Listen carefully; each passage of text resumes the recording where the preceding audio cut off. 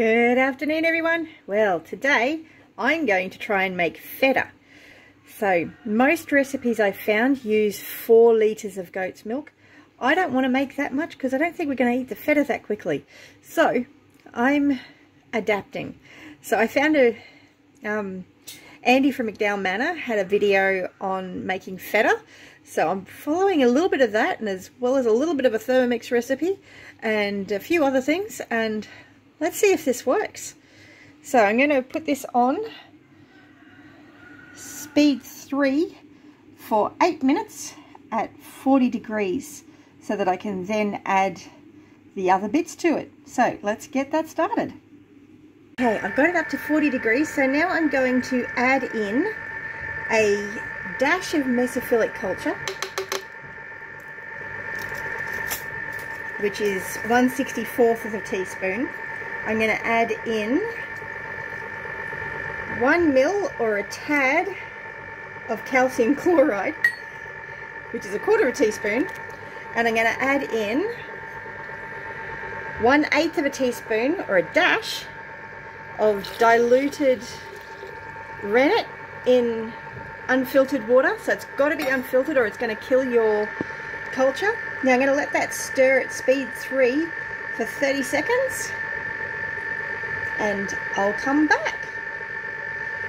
While I'm waiting for that to actually finish the 30 seconds, I get my cultures and everything. So my Mesophlic culture I got from Green Living Australia. That's the one that I used a dash of. Then I got my liquid rennet and my calcium chloride. Now I've got to keep the rennet in the fridge and the Mesophlic culture in the freezer, and that one can just be stored at room temperature.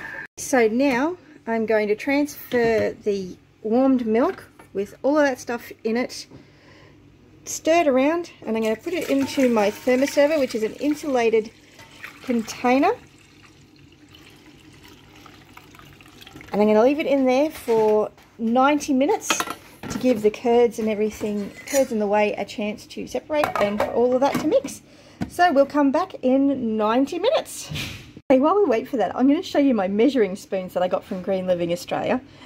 So we've got the 1/64th, which is called a drop, and then you've got the 1/32th with 32nd, which is called a smidgen, and then you've got a 1/16th, which is a pinch, and then you've got the 1/8th, which is a dash, and then you've got the 1/4 teaspoon, which is a tad. So there you go. I learn something new every day. This is very interesting.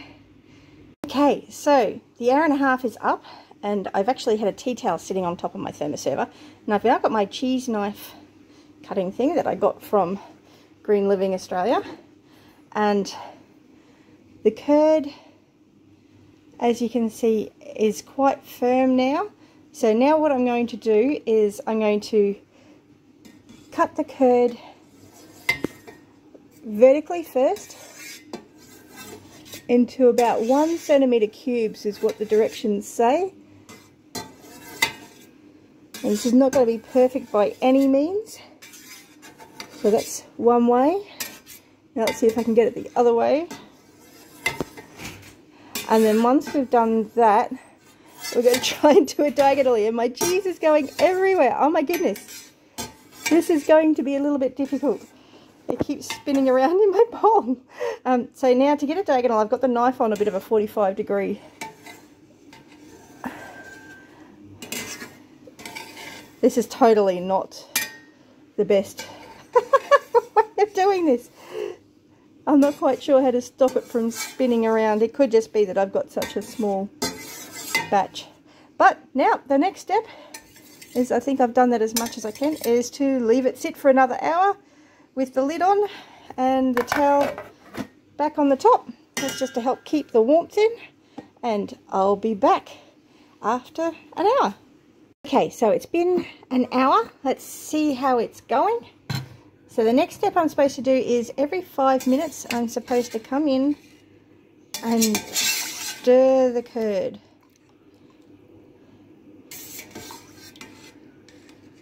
To help release the whey. And it's releasing the whey quite nicely, which is fantastic. It's all setting nicely. So every 5 minutes I'm going to come back and do this. I'll probably try and cut up some of the curd as well while I'm doing it, because some of these chunks are definitely a lot bigger than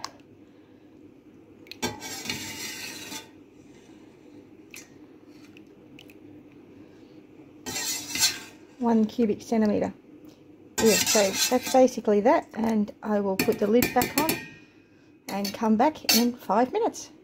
So yeah, okay, so that's 5 minutes. And I'm going to do this another 6 times. So I might just come back when I'm ready for the next step. I won't bore you with the stirring this every 5 minutes.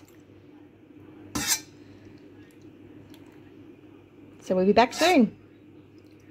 Okay, the next step, I've got to actually take all the curds out of here and put them into the little strainer basket. So let's see if I can do that.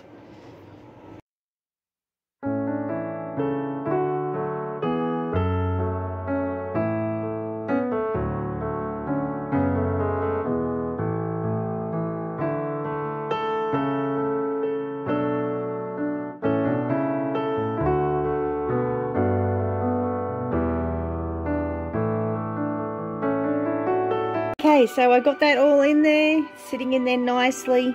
I got about half a little basket full, and I got lots of whey there, lots of whey. I'm going to fold all these little sides of the cheesecloth in just to keep it covered. I'm going to store this in the fridge overnight, and I'm about to make a brine solution to put it in later.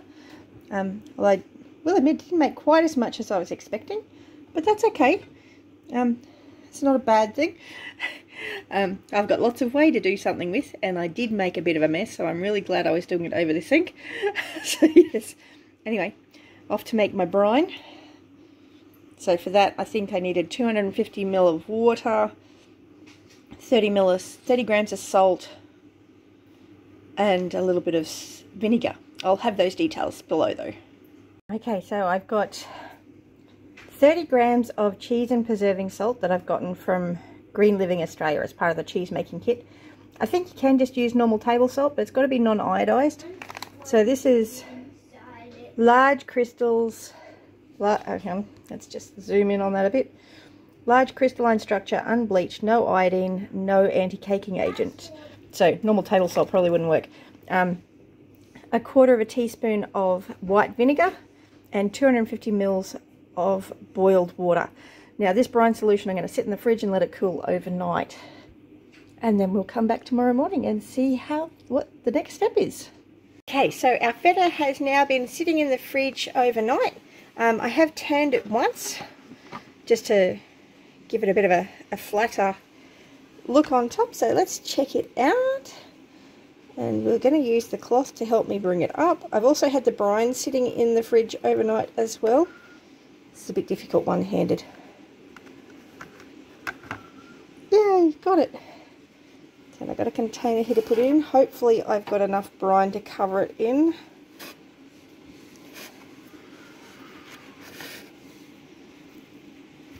I probably could have done that a little bit better with 2 hands, but it's all good.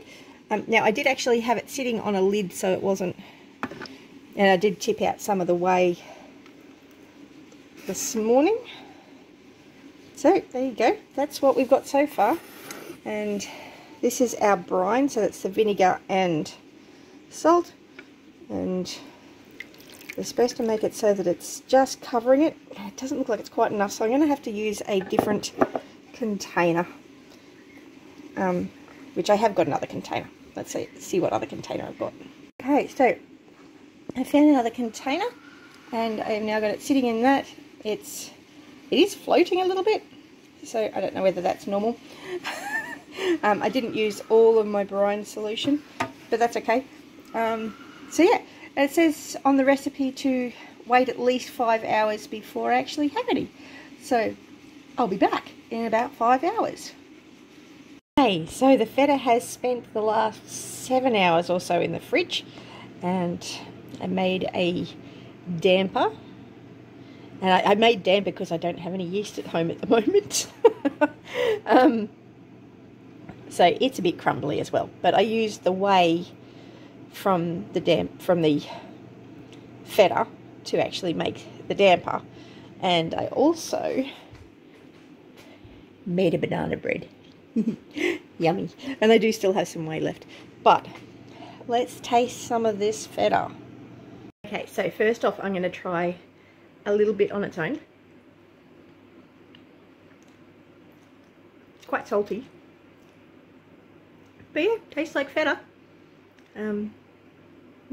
Feta is generally used in salads or quiches or stuff like that, not normally on a piece of bread, but let's give it a try.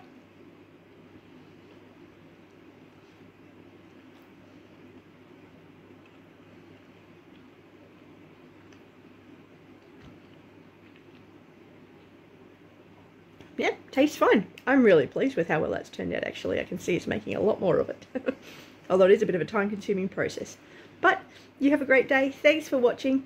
And remember, this is part of the Janderra milk challenge.